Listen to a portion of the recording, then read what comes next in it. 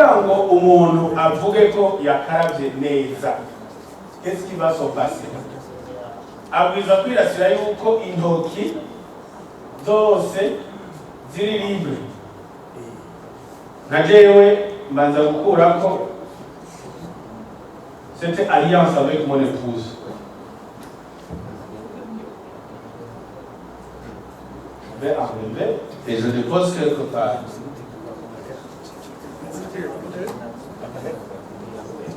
Alors, muze kwibuka ko nayo nishobora kubiriko des virus. Je suis comme ça. Je suis comme ça.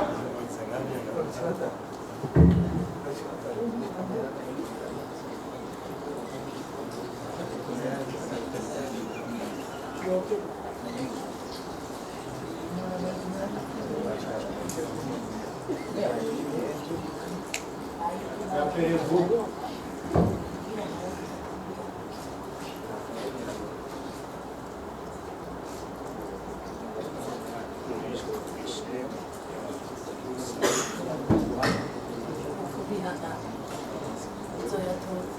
Turi kumwe. Aya mazi arimo chlore. Nico gituma ntaza kwirirwa ndakoresha isabuni. Alors, je prends aya mazi et je commence à chasser les virus zishobora kuba ziri mu kiganza. Ça va? Comme ça, je peux le faire 6 fois, même plus. Et je vais continuer. Les virus ziri inyuma comme ça. Je continue kukundi kuboko. Je vais cibler l'espace interdigital entre les doigts. Je fais comme ça.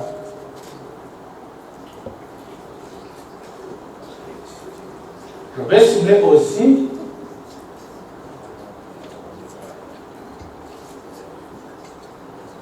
asigaye nigeze nkora aha muzorabe neza aha nitwigera tuhashikira kandi muzi yuko urari urutoki do fonction aussi. Je fais comme ça, je fais comme ça, je fais le poignet, je fais le poignet. Nibagiiki inzara ndazishikira gute? Hariho abantu bafite inzara ndende, ndazishikira gute?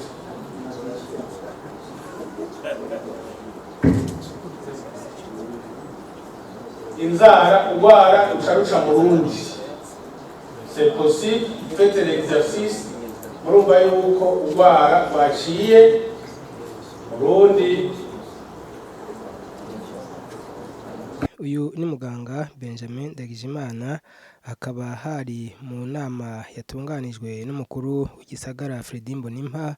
Aha rero muganga akaba yariko yereka ugwaruka mbere n'abandi banyagihugu batandukanye ingene bokaraba neza mu ntumbero yo kwirinda ikiza c'ingwara ya coronavirus. Aha rero ugwaruka rwahavuye ruterera ivyiyumviro mu ntumbero yo kurwanya ico kiza, mbere hakaba na bamwe babajije ibibazo. Nitwa Ngarambe, nkaba nkorera mu bintu bya Kaguma Jeunesse, mfise ico bita incubateur d'entreprise hamwe n'abandi bagenzi dufise ico twita banque de projet yo kwiga imigambi ishobora gutera imbere. Hama hari abagenzi twagiye hamwe turiyumvira ico kintu co guterera ico twoterera justement muri Kaguma ivyo bintu. Twari twiyumvira ibintu bitatu nk'uko mwabivuze. Ica mbere ni ikintu nokwita mu gifaransa changement de comportement, ni gute twafasha abantu guhindura de comportement. Ica kabiri cari co kumenya ibintu vya information.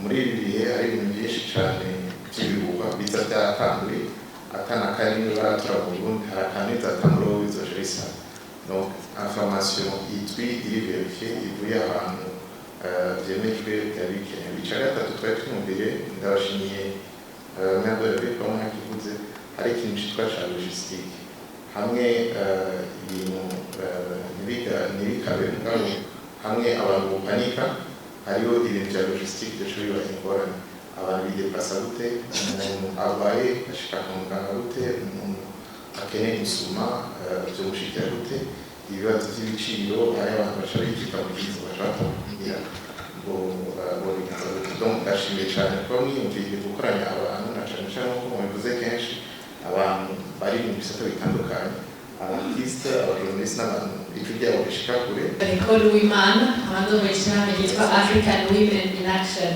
kuba bavuze cya Jean Pierre Wakoje ego ntabwo nanjye maze gushima ku biganiro mwatanze kugira hashobore kuba akanya ko gutanga information n'ijambo abo mwatumiye ngo tubaze ibibazo turi ikintu biterere bishimira Dr Benjamin ku ma explication n'ama précision n'ama clarification atandukanye yatanze yo gusigura neza no guhumuriza hajya kanike kenshi bamuri ignorance no kutamenya rero plus umuntu atahura neza ibintu bimeze n'ingene avyifatamo plus atekana rero nibaza ko twagize intambwe ntoyi mu gutekana mugabo ngira igituma mwakumye mubona ko mego mu maso tumadukanye tumaduka bamashitirizmo nibaza ko hari utubazo twinshi twifise tutarabona neza ingene bimeze rero reka ikibazo kize kibatumbera mwese ba Dr Benjamin monsieur le maire de la ville et merci. Mbona la prévention ihagaze cyane sur le lavage des mains. Nivyo vraiment c'est l'une des barrières la plus efficace. Mugabo rero nibaza igituma tumadukanye umuntu agaca yibaza nivyo il n'y a pas toujours de cas au Burundi. Umuntu agaca yibaza ati none mbega nico tubaze numa zitwa des symptômes suspects. Suspect ou nta kiba kiremeza ko c'est un cas existant ou un cas officiel qu'on a voyé ou pas. Mais donc muri uyo mwanya umuntu yibaza ati turi dans considérer symptômes suspects umuntu agira iki ico rero kiratuma tumadukanye tuba dufise ubwoba na ya miduga bariko baravuga yica mu makartier ndifuza cane ko itoca mu makartier ivuga gusa lavage des mains mais mugabo bw'umuco w'abanyagihugu hari amanimero nabonye atandukanye yateguwe na ministère y'amagara y'abantu mugaje l'impression ko abantu ntibayazi est-ce que amanimero hari opérationnel by'ukuri kubera ko atari karamirizwa kugira ngo umuntu wese yumvise aga symptômes suspects hakwiruka kwa muganga au risque de contaminer les autres kumbura abanza telefone il y a des mesures concrètes nibaza zamaze gushirwaho muga qu'il faut communiquer cyane prévention gukaraba ni byiza muga mu gihe umuntu yatanguye kwikeka aga symptômes yogira iki concrètement et rapidement. Dr Benjamin Ndagijimana yavuye yishura kuri bimwe mu bibazo byabajijwe. Umuntu arashobora donc période d'incubation gushika kuri 24 jours. Oui. Mugabo murazi ibintu byose baragira manco bita étude barafata cohorte bagafata échantillonnage bakaraba mu bantu bakaraba abantu bagiye donc imisi bamara bariko barakontamina les autres. Hanyuma nigeze kubabwira nti contrairement aux autres maladies iya période utabona ibimenyetso umuntu arashobora gutransmettre le virus à son voisin. Ne kuvuga ngaha supposons que nous ayons le virus nous sommes portés de ce virus mu bantu ijana harimo umuntu umwe arashobora gutransmettre le virus très facilement mu bantu de 2 à 5 personnes kandi de manière silencieuse uboneke na kimwe. Mugabo rero étude bagize basanze la moyenne considérée umuntu ashobora gukontamina l'autre ubundi mugenzi we za gusanga ari 5 jours. Baravuga bati twarabonye umuntu usanga ku munsi wa mbere afise le virus atangura kwanduza les autres n'atamezo bya biraboneka. Ati mugabo la moyenne turabona yuko ija kuri 5 jours de 5 à 14 jours. niyo rero limite twaciye dufatirako n'abandi bafatirako kugira ngo mwiyo minsi 14 umuntu amaze muri quarantaine atakimenyetso kigaragaye muri bya bimenyetso twavuga ushobora kuba syndrome grippale cyangwa iki uwo muntu ushobora yuko ari ata virus afise mugabo exceptionnellement harashobora kuboneka anka ishobora kurenza iyo minsi 14 mugabo harico no kwita la marge de tolérance turiko turagira nco dufata abantu bose guhera kuri 14 jours atangorane nimwe adashobora gutransmeta ngo umugumize muri quarantaine y'indi minsi ahubwo hari umurwayi yohava usanga yandukije ubulisa. Donc scientifiquement ça a été prouvé que la quarantaine pourrait être jusqu'à 14 jours. Hari n'abashikana kuri 5 jours bagaca bagenda kuko babona yuko l'effectif y'abantu banduza bashaka kwanduza abandi effectif banagira les symptômes ziza kuba muri ya moyenne ya 5 jours. Satisfait? Voilà.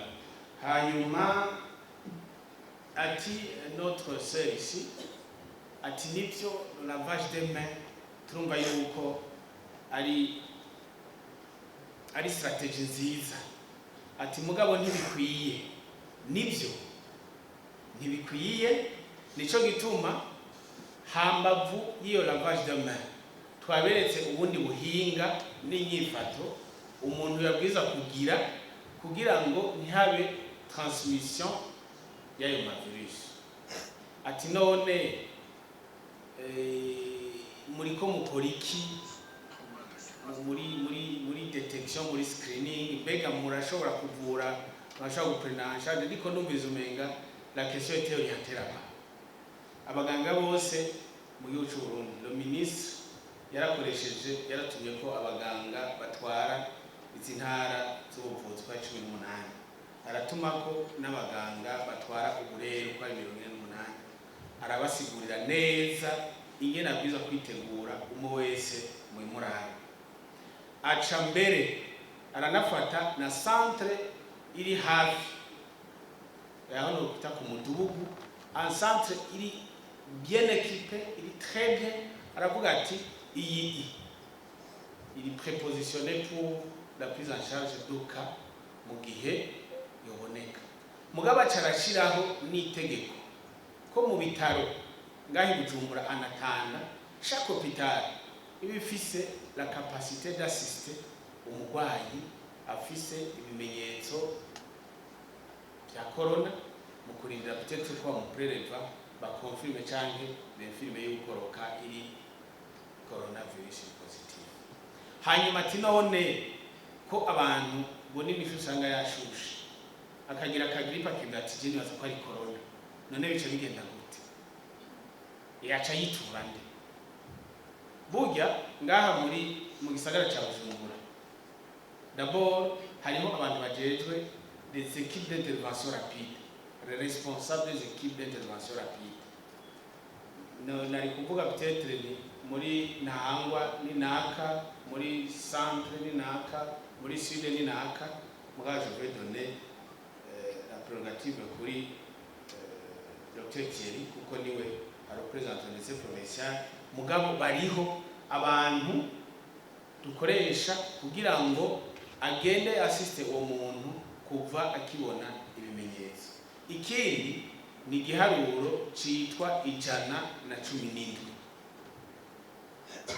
iyo nimero mwari muyizi. Le 117 ni nimero vert. Ivyo biheze mukuru w'igisagara cya Bujumbura Fredy Mbonimpa yavuye aha ikiganiro abamenyesha makuru. Muri kino gitondo twaramutse dutumira inama yaduhuza abajeje intwaro n'imigwi itandukanye na cyane abamenyesha makuru amashirahamwe yo gwaruka asanzwe yutunganya mu bikorwa ibi na biriya kugira dushobore kuvugana kuri iki kiza ca coronavirus inyifato twokora. Twabanje gutumira abahinga b'abaganga kugira badusigurire ingene ico kiza kimeze n'inyifato twogira kugira dushobore natwe kubitahura tubitahuza abandi. ikintu rero twabonye muri ino minsi nuko twasanze abanyagisagara cyane cyane tujejwe ico kiza batarabona ingene bo vyifatamwo, na cyane cyane mu mpinduka y'inyifato. Abarundi turafise igishika, turaramukanya, tukagwana mu nda, tugatera inkuru, tugakoranako. Uretse n'ivyo natwe ubwe tukikorako, hariho rero ingingo ziko zirafatwa n'ubushikiranganji bujejwe amagara y'abantu no gukinga ikiza sida, bahimiriza imisi yose ingene twokwifata.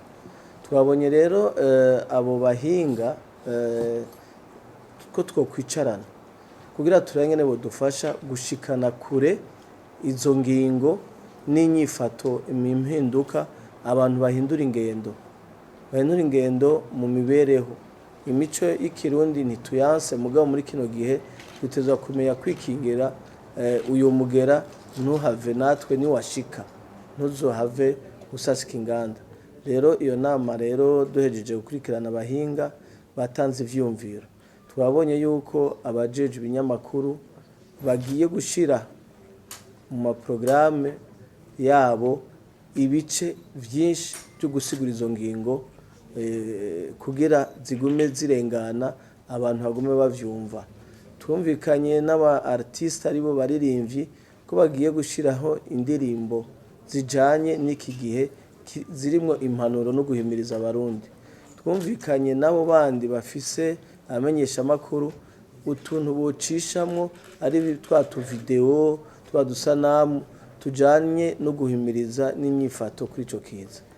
Rero twabonye yuko ingene twabiyaze n'ivyumviro batanze, mbere bamwe batubwiye ko bari bamaze kuvyumvirako, tukibaza yuko hari impinduka igiye kuba, na cane cane mu guhumuriza abene gihugu no gusigura inyifato no kugwanya ibihuha bituma abantu bahahamuka kugira hatangwe inkuru yo n'abayirekuriye kuyitanga.